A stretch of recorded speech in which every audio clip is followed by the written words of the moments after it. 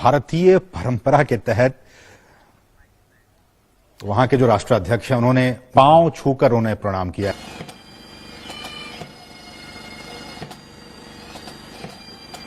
जितने भी इंडिया से हम जर्नलिस्ट देखते हैं या एक्टिविस्ट देखते हैं, इवन आम जो पब्लिक है, कॉमन पब्लिक है इंडिया की, एक अजीब सा कॉन्फिडेंस इन दिनों हम देख रहे हैं पब्लिक में। आज अगर किसी से बात करें चाइना के साथ कैसे रिलेशन, वो कहता है चाइना कौन, हमें चाइना से फर्क नहीं। आपने देखा होगा प्रधानमंत्री जी आज पापुआ न्यू गिनी गए। What exactly is happening? What India is trying to do? क्या करना क्या चाह रहा है इंडिया? जो उन्होंने इंडिया का एक ओहदा जो है, हमारी जो इज्जत उन्होंने एक बनाई है पूरी दुनिया में कि Indians are superior race. Unfortunately उनसे पहले जो भी रूलर्स थे उन्होंने इंडियंस को इंफीरियर रेस दिखा के रखा था। बिल्कुल यही एक वो था ना, वो सुनिए ना मेरी बात, जी। एक वो अंग्रेज कॉम्प्लेक्स था उनके अंदर, जो मोदी जी से पहले जो रूलर जो हमारे यहाँ हुक्मरान थे। भारत शायद G7 को G8 बना दे, उसको किसी स्टेज पे ये कहा जाए कि आप भी इस ग्रुप के मेंबर बन जाए।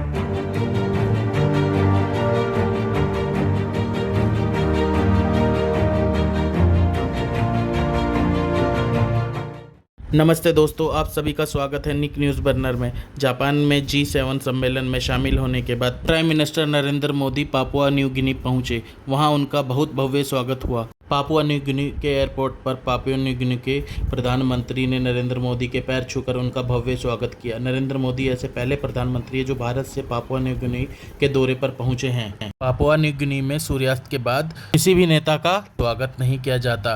प्रधानमंत्री नरेंद्र मोदी के लिए इस देश ने अपनी परंपरा को तोड़ा है। भारत के प्रधानमंत्री का ऐसा भव्य स्वागत देखकर पाकिस्तान को लगा झटका। अब चलते हैं आगे की वीडियो की तरफ। हमारा अलायंस हम अपने हिसाब से बनाते हैं। मैं आपको एक एग्जांपल बताता हूँ। आपने देखा होगा प्रधानमंत्री जी आज पापुआ न्यू गिनी गए। पापुआ न्यू गिनी गए तो मुझसे एक टीवी पे डिबेट था, तो कोई पूछ रहा कि पापुआ न्यू गिनी में ऐसा क्या कि प्रधानमंत्री जी को जाना पड़ा। मैंने कहा देखो भैया, ये जो आपके 14 देखिए पापुआ न्यू गिनी के साथ है सोलोमन आइलैंड्स। सोलोमन आइलैंड्स में चीनियों ने पैसा लगाया। अब वो ग्वादर छाबार वाली बात होगी, अगर वहाँ ग्वादर में तो हमें छाबार डेवलप करना पड़ेगा, तो हम पापुआ न्यू गिनी के साथ अपना अलायंस में जो भी है वो करेंगे। आपने एक और बात देखी होगी, पापुआ न्यू गिनी ने चाइना का इन्वेस्टमेंट लेने से मना कर दिया। अगर चाइना का वो कहते हैं ना स्ट्रिंग ऑफ पर्ल्स है, तो हमारा नेकलेस ऑफ डायमंड्स है। और अगर आप पापुआ न्यू गिनी को स्टडी करें, 3 स्टेट्स निकलती वहां से। एक तो भी मलाका स्ट्रेट है, आप चांगी पे और सवांग पे हो। 2 स्टेट्स और निकलती है, सांद्रा और लंबोक, जो लोग काफी नहीं जानते। They are not good for cargo to pass through, but military ships can pass through. तो if you get access to Papua New Guinea port, you can block all the 3 states for China. So ना cargo हिलेगा ना military हिलेगी। और उसी दौरान वहाँ 14 ये जो island Nations हैं, इनका एक सम्मेलन हो रहा है। दे आर डूइंग मतलब एक मीटिंग हो रही है, उसको प्रधानमंत्री जी एड्रेस करेंगे। तो चीमा साहब अब कहने को तो पापुआ न्यू गिनी जैसे देश में कुछ भी नहीं है, पर ये मैंने आपको एक एग्जांपल दी जो आज हो रहा है। When we are talking, right, what is the agenda, what is the bigger game plan, what is the bigger things what we are planning. तो अब कोई चाहता कि आप हमारे मिलिट्री अलायंस करो, पर हम किसी पे डिपेंड होके कुछ नहीं कर रहे। हमें जो चीजें करनी है अपनी लेवल पे कर रहे हैं।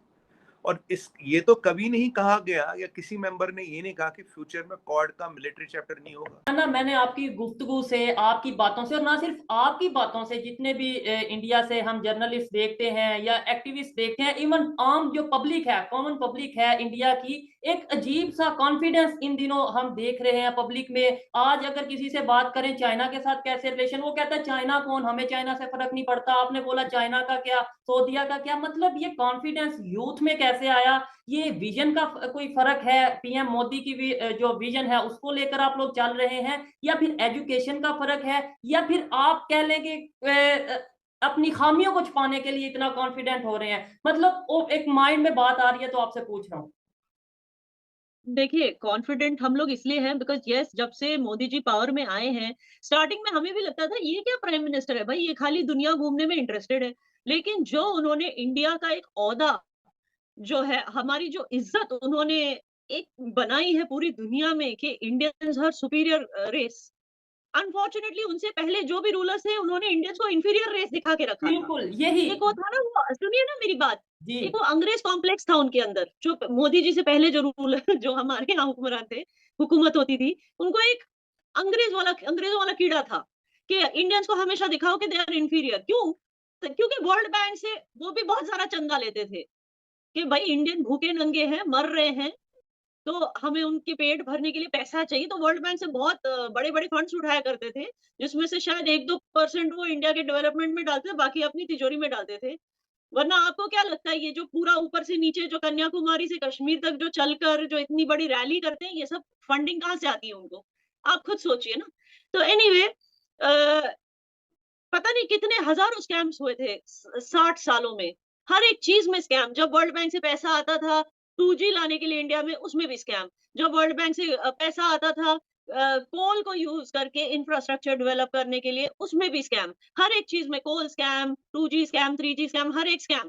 कॉमनवेल्थ स्कैम, मतलब इतने स्कैम होते थे। तो आप सोचिए कि वो एक ज़माना था और आज एक ज़माना है जब मोदी जी ने अपनी पूरी एनर्जी और अपनी पूरी गवर्नमेंट को इसी चीज़ में डाल दिया कि पूरी दुनिया में India should look like the fastest, not only look like but has proved itself to be one of the fastest developing economies. और लोगों की आप देखिए, हमारा पर कैपिटा इनकम बढ़ता जा रहा है।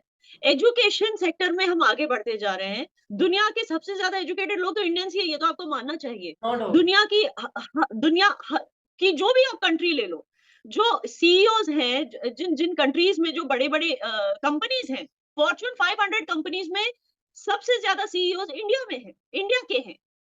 इवन अब तो सीईओज के भी पार हो गए। अब हम जो है फॉरेन कंट्रीज को रूल भी करने लगे हैं। जो इंडियन ओरिजिन के लोग हैं, वो फॉरेन कंट्रीज में प्राइम मिनिस्टर भी बन रहे। सीईओज तो हम पहले बना करते थे, अब तो हमने उसको भी रिकॉर्ड को भी तोड़ दिया। अब हम प्राइम मिनिस्टर बनने लगे दूसरे कंट्रीज के।